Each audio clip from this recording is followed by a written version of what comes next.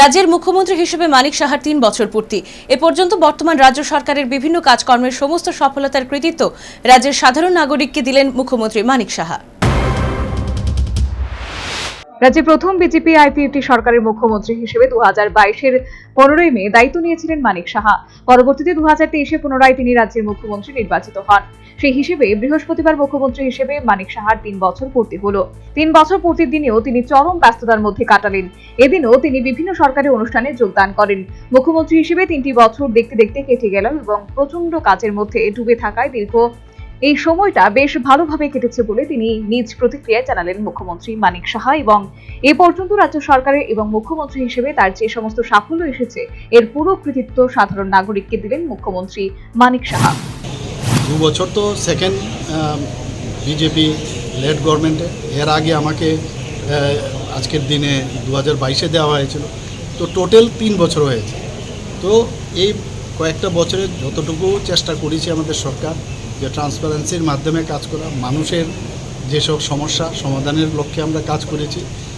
এবং আমি যাই কাজ করেছি, যাই সাফল্য এসছে, তার ক্রেডিট আমি জনসাধারণকে দিতে চাই আপনাদের মাধ্যমে। কারণ তাদের অনুপ্রেরণা এবং তাদের কারণে তারা আমাদের উপর যে আস্থা রেখেছে, মাননীয় প্রধানমন্ত্রীজির উপর আস্থা রেখেছে।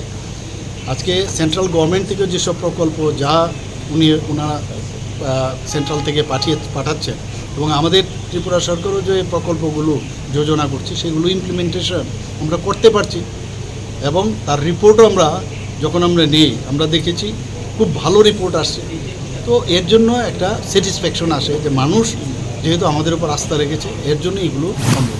শুধু তাই নয়, এই বছরগুলিতে রাজ্য সরকারের স্বাস্থ্য, শিক্ষা, কৃষি, বিদ্যুৎ, খেলাধুলো সর্বক্ষেত্রে সফলতা এসেছে এমনটা জানিয়ে রাজ্যবাসীও সরকারের উপর সন্তুষ্ট বলে জানিয়েছেন মুখ্যমন্ত্রী মানিক সাহা। सभी सेक्टर में सक्सेस हुआ है, सभी सेक्टर में।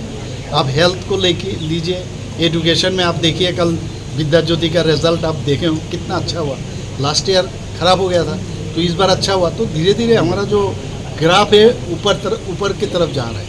तो इसीलिए आप एग्रीकल्चर में भी देखिए और पावर सेक्टर में देखिए, खमती है, किसी किसी जगह में समस्या है, लेकिन हम लोग आस्ते आस्ते कोशिश कर रहे हैं उसको ठीक ठाक करें। और ख़ास करके हेल्थ में, उसके बाद आपका एजुकेशन में, उसके बाद आपका स्पोर्ट्स में आप बताइए, हर क्षेत्र में हम लोग अच्छा काम कर रहे हैं और जनता भी बहुत खुश थे। ये हम সর্বোপরি রাজ্যের মুখ্যমন্ত্রী হিসেবে মানিক সাহার 3 বছর পূর্তি।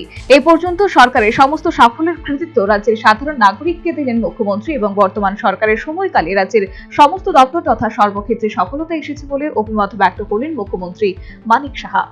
Bureau report, News vanguard.